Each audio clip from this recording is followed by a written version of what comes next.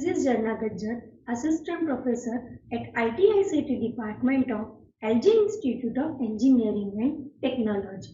Welcome to the second lecture of Unit 4. In previous lecture, we have learned about the requirement engineering, in which we have discussed first topic, that is task, in which we have discussed about inception, elicitation, elaboration, negotiation, specification, then validation and requirement management. Now in today's lecture, we will continue to the requirement elicitation. So requirement elicitation include collaborative elicitation activity, then quality function deployment, usage scenario, categories of requirement or like functional requirement or non-functional requirement, and elicitation work product. So what is requirement elicitation? Requirement elicitation combines element of problem solving, elaborating, negotiation and specification. It is also called as a requirement gathering phase. So let's discuss the first activity, that is collaborative elicitation. Here one-on-one Q&A, that is quality and assurance sessions, rarely succeed in practices. Okay, collaborative strategies are more practical. So if you have any software development, then you are not go to each and every person to collaborate. What you will do, you will conduct a meeting, and in meeting you will coordinate with each other. So collaborative strategies are more practical and feasible rather than a one-to-one communication. Then in collaborative elicitation, meetings are conducted and attended by both software engineer and stakeholder. So here board members or software team and the customer who want to develop a software, they coordinate with each other about the software product. Then rules are also established.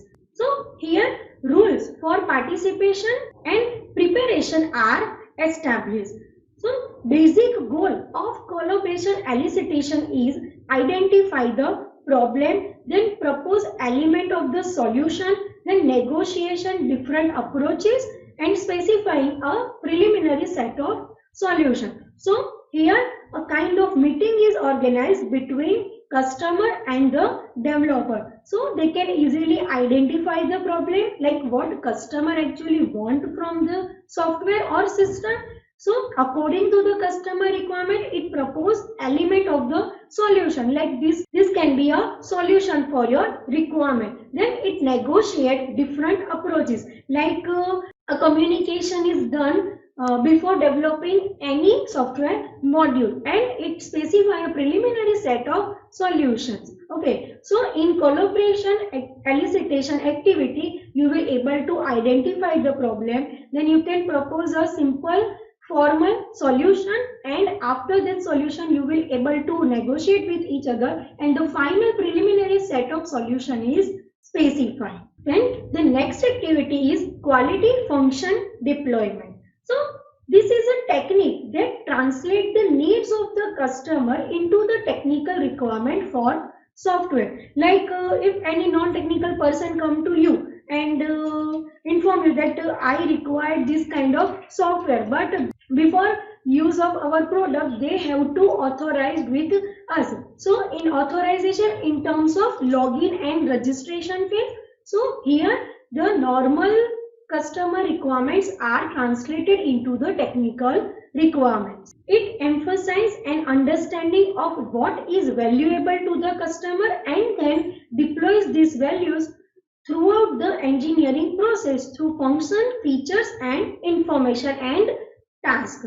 Okay, so here as a developer you can able to understand what is the valuable customer is and what are the requirements of that customer. So the main goal of quality function deployment is to maximize the customer satisfaction. So from the software engineering processes, you can easily maximize the customer satisfaction for the particular software development.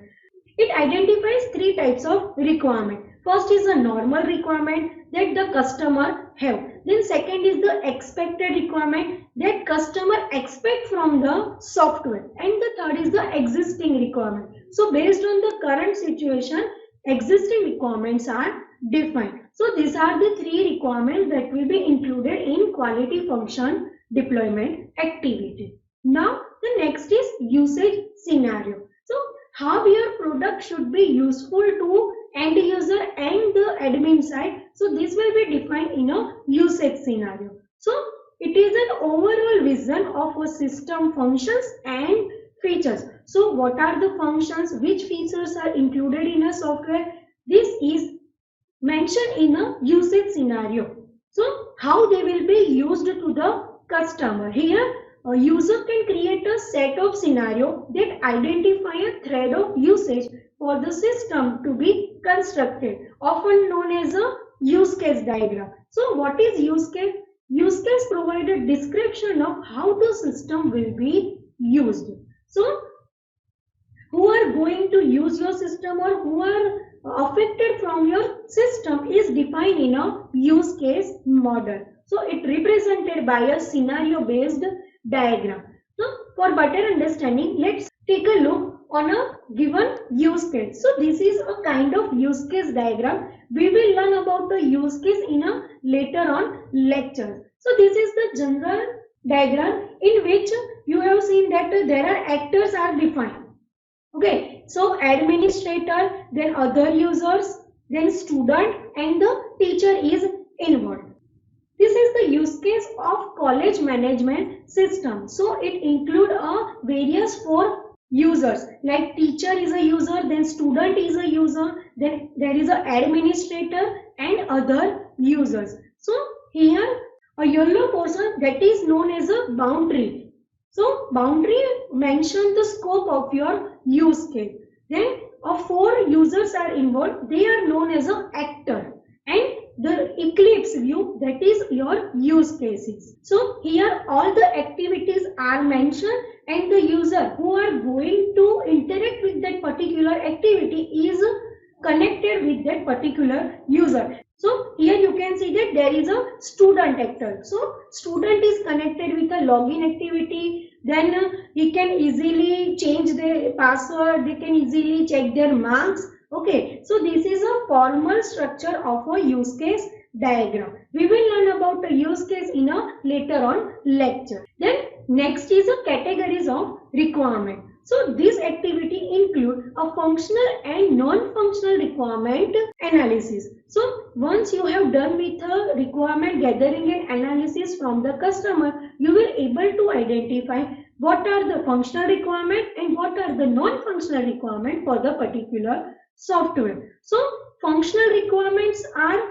any requirement which specified what the system should do. So it describes a particular behavior of a function of the system and when certain conditions are met. For an example, if you are sending an email, so when a new customer sign up or open a new account, so if you want to send any email to your friend or any colleague, then what you have to do? You have to log in for the first time or you have to sign up if you are a first time user to the email account. Okay, so this is the functional requirement. Now what are the non-functional requirement? So any requirement which specify how the system perform a certain functions, that is known as non-functional requirement. So it describes how a system should behave and what limits they are on its functionality. So for better understanding, let's discuss with one of the example. So if I tell you to design a software for library management system. So for library management system, what are the functional requirements? As we discussed, functional requirement are type of requirement which specify what the system should do. Okay, so what system should do? They can add a book, they can update any book, they can delete a book. If someone lost that book, they can easily delete it. Then it inquiries about the member, then check out the book, then checking book, then inquiry waiting for approvals and a reserve book. So these are the functional requirement for the library management system. And now what are the non-functional requirement? As we discussed, non-functional requirement are requirements which specify how the system should perform a certain functions. So Here in library management system, we have a non-functional requirement like safety requirements, security requirements and software constraint. So this is all about the functional and non-functional requirements of library management system. Then let's take another example. If I tell you to develop a attendance management system for student and teacher. So what are the functional requirements? So login of a student and teacher, then day by day attendance, then either student is absent or a present. Okay, so these are some functional requirement, but in non-functional requirement there is a safety requirement like username or password are correct or not. Okay, then security requirements like is this a authorized user or not. Okay, and software constraints. So you can easily identify what are the functional requirement and what are the non-functional requirement in a particular system.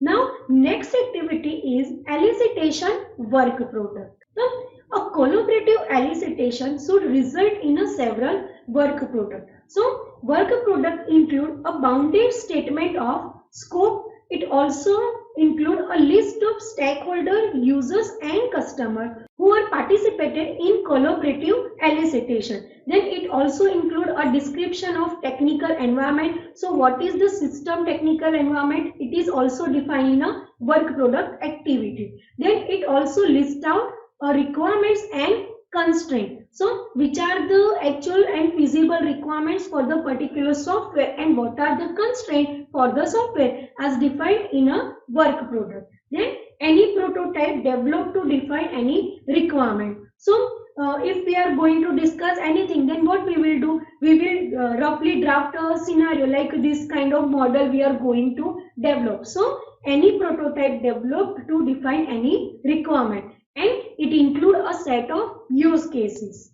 So who are going to use your product, who are the actor, what are the use cases, what are the activities you have included in a software development. These all are included in a elicitation work product. So this is all about the elicitation work product. What we have learned in today's session, we have discussed about a second topic, that is requirement elicitation, in which we have discussed about a collaborative elicitation. Here customer and stakeholder are meet together for healthy discussion of a software. Then quality functional deployment, in which we have discussed about the three types of requirement, that is normal requirement, expected requirement and the existing requirement. So here the requirements are translated into the technical requirement.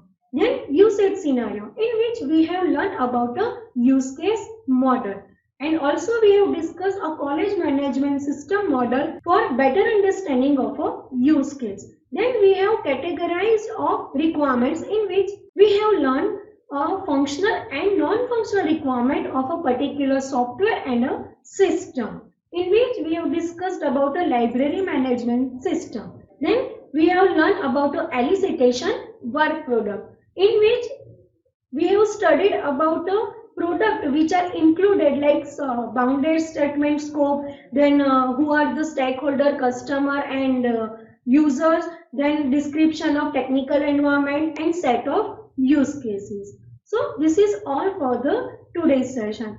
Next session we will continue with the third topic, that is requirement modeling, in which we are going to learn about the various model, that is use case model, class diagram, then ER diagram, entity relationship diagram, then data flow diagram, sequence diagram, collaboration diagram, etc. Thank you.